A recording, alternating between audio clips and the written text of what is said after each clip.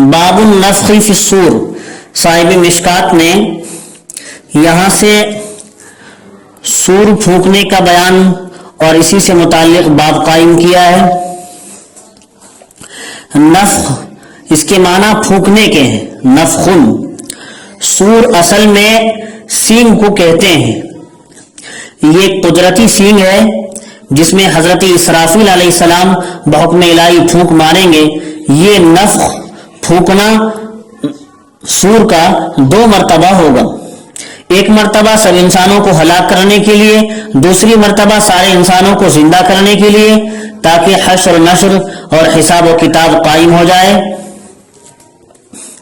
نفخہ اولا اور نفخہ ثانیہ کے درمیان 40 سال کا فاصلہ ہوگا اور میدان حشر سرزمین شام پر قائم ہوگا۔ تمام انسانوں کو نفخہ ثانیہ کے ذریعے اس میدان کی طرف بلایا جائے گا۔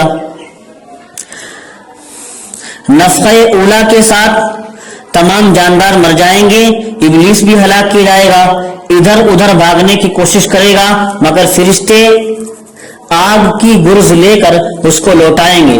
پھر تمام انسانوں کی نزع کی حالت کی تکلیف تنہا اس پر ڈالی جائے گی۔ نفخہ اولا کی مدت مسلسل 6 ماہ ہوگی، نفخہ اولا کی مدت مسلسل 6 مہینے رہے گی۔ اس سے تمام مخلوق ختم ہو جائے گی، صرف 8 چیزیں ہلاکت سے محفوظ رہ جائیں گی۔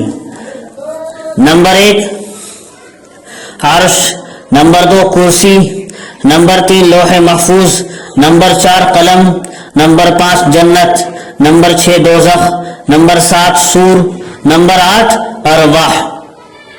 بعض علماء کی رائے ہے کہ 8 چیزیں بھی کچھ وقت کے لیے فنا ہو جائیں گی اور صرف اللہ رب العزت کی ذات ہی باقی رہ جائے گی۔ پھر اعلان فرمائے گا اللہ تعالیٰ 3 مرتبہ، لمن الملک اليوم، آج کس کی بادشاہت ہے؟ پھر خود ہی اللہ تعالیٰ جواب دیں گے للہ الواحد القہار، آج تو اللہ واحد قہار کی بادشاہت ہے، اسی کی حکومت ہے۔ سورہ مومن میں یہ آیت آئی ہے۔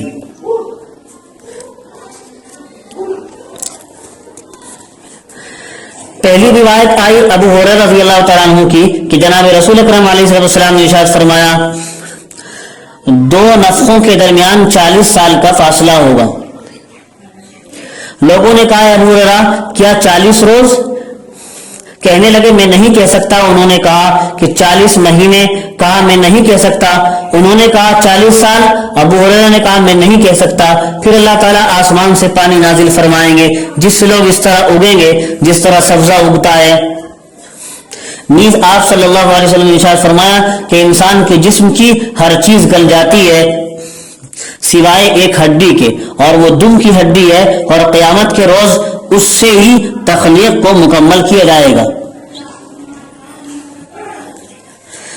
اور مسلم شریف کی، اتنا تو بخاری مسلم دونوں میں ہے حدیث، اور مسلم شریف کی روایت میں یہ ہے آگے کہ انسان کے تمام جسم کو مٹی کھا جاتی ہے سوائے دم کی ہڈی کے، اوپر ریڑھ کی ہڈی کا آخری مہرہ، سوائے دم کی ہڈی کے اوپر ریڑھ کی ہڈی کا آخری مہرہ۔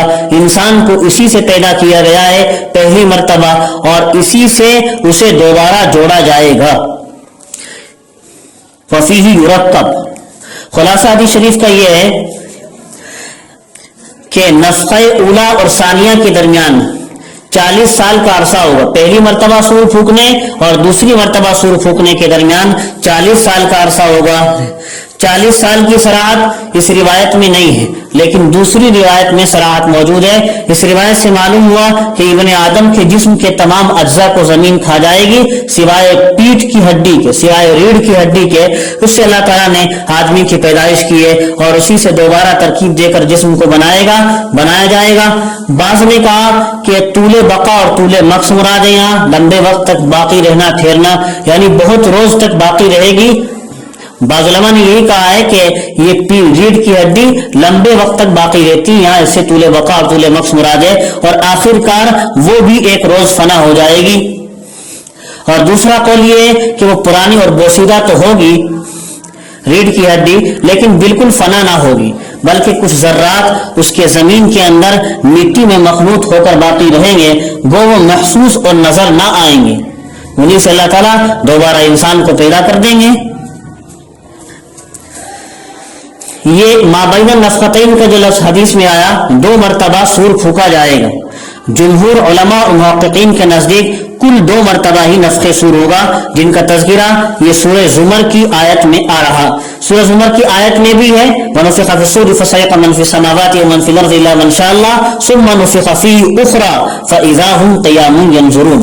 بعض علماء کی اور بھی اقوال ہیں کہ نفخہ جو ہوگا یہ 3 مرتبہ ہوگا، 4 مرتبہ ہوگا، لیکن جمہور علماء اور محققین کے نزدیک قرآنی آیت سے بھی یہی ثابت ہے، کل 2 مرتبہ نفخ سور ہوگا، کل 2 مرتبہ سور پھونکا جائے گا۔